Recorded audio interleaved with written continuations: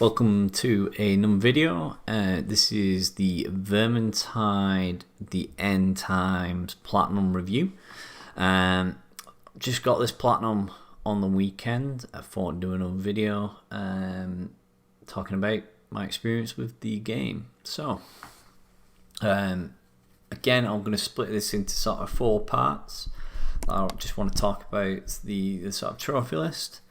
So, the first part is main game, which is the difficulty trophies mainly that you're going to be aiming for. Beat the story on the highest difficulty, which is Cataclysm. I'll call it Cata for short. Part 2 will be collectibles. I'll just throw that in part 1, so we'll change it up to a 3-part system. Part 2 then will be the last stand, which is sort of the horde mode. I'll get into that in a bit. And then part 3 will be the DLC. So part 1, which is the largest part of the game, really, is the main campaign. About 13 missions in total that you'll have to be playing on the hardest difficulty in the end. So you'll probably work your way up. You'll have to beat it on hard, then Nightmare, then Cata, and they'll progressively get harder as difficulties go.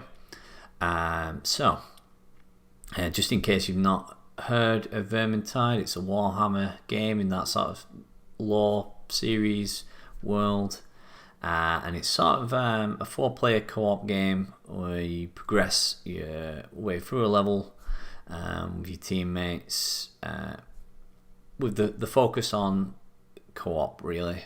So staying together as a team and assisting each other, healing each other, so on and so forth.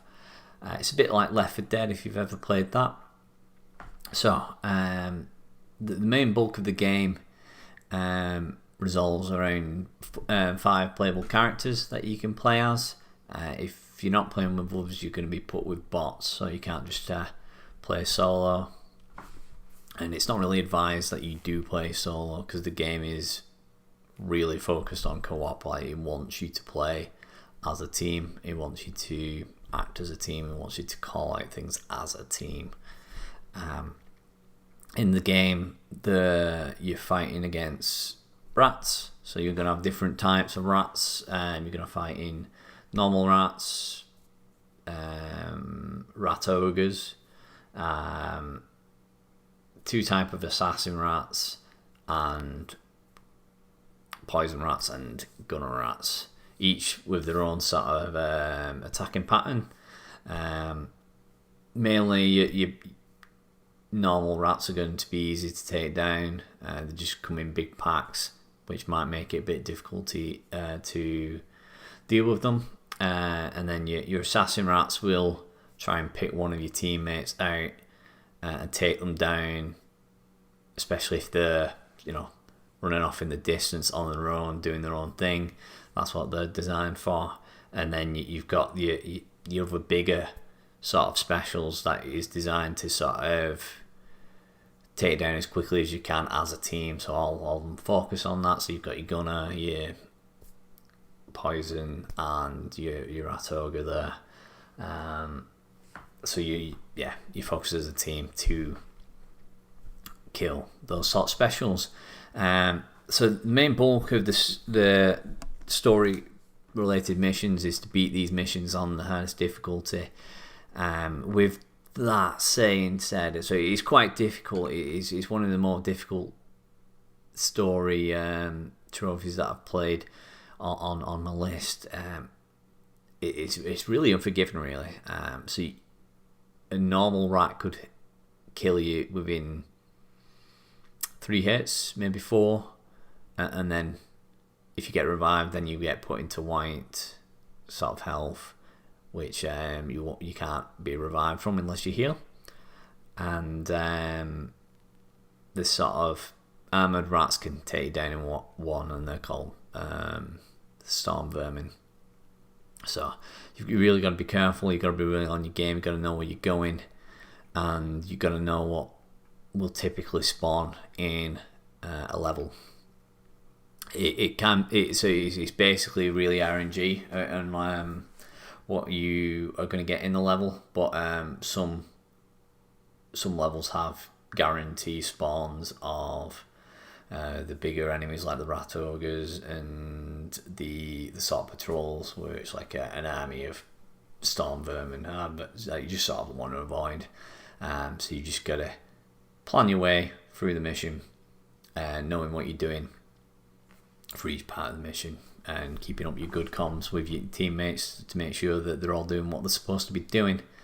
I enjoyed the story. A lot of, not as a story, but sort of just as the gameplay, the maps, all really just glued really together that I liked. It's not for everyone. Half our team didn't like it, half our team did. So there's that aspect of it.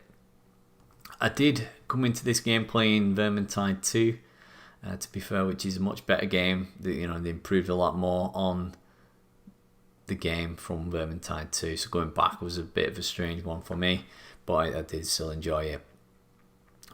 So the gameplay mechanics, you'll have a short weapon, like a short range weapon, and a long range weapon, so a melee weapon and like a crossbow or a bow or a gun for your melee, and you sort of get loot as you beat the mission. So you start with white gear, go to green, blue, and then you get yellow and orange, which are the better weapons.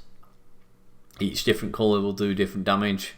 So as you progress through the story, each different playthrough, you get better equipment until you get that yellow and that red equipment. Each different equipment will also have 3 traits to it, or I can't remember what it's called in the game, but basically traits. So I can't think of one. I had a bow. I played as the Way Watcher, so I had the bow, and it would have chance to not use up ammo or recover ammo. Another trait was when you're firing, you get a chance to be able to shoot fast, so a bit of sort of attack speed, so you could fire your bow a bit quicker. You'd have poison chance, stuff like that. So basically, you want to suit your playstyle to the trait, so you can sort of re-roll those. Again, RNG again, which is a bit you could spend a lot of time putting in the in-game currency to sort of change those to your liking, and that's a sort of a lot of the game is just sort of RNG to it. So if you do like that, trying different weapons, trying different traits, see what you like, and then it's perfect for you. If not, then it's not perfect for you. So I want to move on to the sort of second part of the first part, which is 1.5 really. It's just collectible. So the game asks you to collect all the sort of tomes, which are just small books within the mission. You can also pick up grimoires, but that's not for a trophy. It's just for if you want extra loot, like a higher loot percent of getting those sort of higher greens and blues and reds and sort of colours there. So getting the tomes would be sort of better for XP as well, but you also need it to get at least every single one of them in the campaign and in the sort of epilogue as well, I believe. It's not really much of a point in going for them when you're playing the game naturally, unless you are struggling for items. Other than that, it's fairly straightforward. There's not really a great guide on where they are, so you're sort of just scouring the internet to find those. Moving on to the sort of third part of the game, which is sort of the horde mode. It's called Last Stand. There's only 2 really maps in this, and one of the trophies only requires you to play the sort of large town meeting map, it's called, and get to with 36 or so. It's basically get a gold medal on the wave. So if you just got to beat waves of rats until that. Unfortunately, they put you on the worst map of the two. Definitely the fall is easier than the town meeting, just because it's got more places that you can sit down, hunker down as a team, and just defend that location, and know where the spawns are going to be. The town meetings, it's a bit more open-ended, so there's not really many places that you can sort of hunker down as a team, and there's only one way, to defend. So it's got 2 or 3 places that you have to defend. It's all about learning again, placement of enemies and what to focus on, and good communication. Like, I'm going to take this enemy down. If you just carry on focusing those enemies there, and really just playing up your strengths. That's sort of the key to beating Last Stand on the hardest difficulty. Myself, I was a Way Watcher, so I was really good at taking down the smaller guys quickly. Whereas you had other players on the team that was really good at killing the specials in one hit. And the dwarf character's really good at sort of buying your time with his shield, sort of pushing the horde away from you if you're not getting them killed. So different characters have really different play styles that are suited to different players, really. So play the different characters and see what you prefer. And another trophy that's based in this sort of game mode is the collect 200 medals, which is an absolute pain to get, because you get a medal sort of once every 2 to 3 waves. Guaranteed at the end of the second wave that you'll get one, and then it's sort of 2 to 3 waves in between every your next endurance bands. So it can take a while to do. It's sort of averaging 1 badge every 3 minutes, 3 or 4 minutes. So it can be a long grind, and that could put you off the game if you knew about it in advance. But you also do need to get to level 100 whilst playing the game. So you might as well do the medals at the same time as you're trying to get the XP, because you're going to get quite a few levels doing that anyway. And the sort of gold medal as well isn't just a freebie. You're going to be working on that to try and hone your skills to beat it, really. So that's it's sort of not much to it other than that. It is sort of a short game mode that you're gonna have to play. But once you beat it, aren't you? So moving on to sort of the last part of the game, which is the sort of DLC. So I believe there's 4 DLC packs, each requiring you to sort of get a weapon. Which can be a little bit frustrating because it's sort of random which weapon you're going to get, and it's not always going to appear in the list of rewards once you've completed the mission. And the only way to sort of improve what you're going to get is you can sort of wear these trinkets that give you more chance of getting this character's weapon or this character's weapon. So that's probably your best bet, getting those trinkets when you're going for those trophies, wearing them, and then playing the mission over and over again until you get the one that you want, and then you've got to do something with that weapon. So like either chop someone's limb off with that weapon, or get so many kills with the weapon. So those trophies, once you've got the actual DLC weapon, aren't too bad. The hardest bit is just getting the weapon in the first place, so just beating the same mission over and over again, which once you're halfway through the story and you're comfortable with the game, it won't be too bad, because you'll know what you're doing. Just the DLC missions are a bit longer than the story missions. That's all you've got to be cautious about. There's a couple of other DLC based trophies where it's sort of mission specific sort of trophies. So it'll ask you something like, during this event, beat it in 240 seconds, or don't get hit, or defeat this enemy in a certain way. and those can be quite difficult if you're not playing as a 4. Like if you've got 3 in a bot, it's sort of hard to prevent the bot from taking damage or from killing the enemy when you're trying to do something specific with it.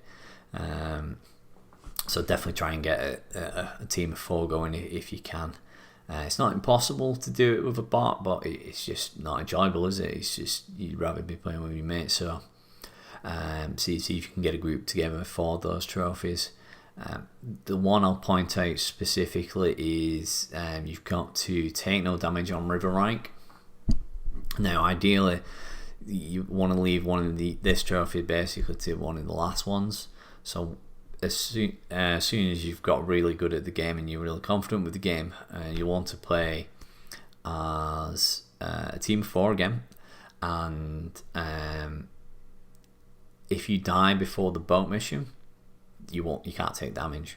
So you have 3 teammates then, so you'll probably want to burden for the blocking and the pushing of the horde. I almost called them zombies because it's fucking Left 4 Dead, but the Skaven that they're called, keep them off here, keep pushing them off the boat.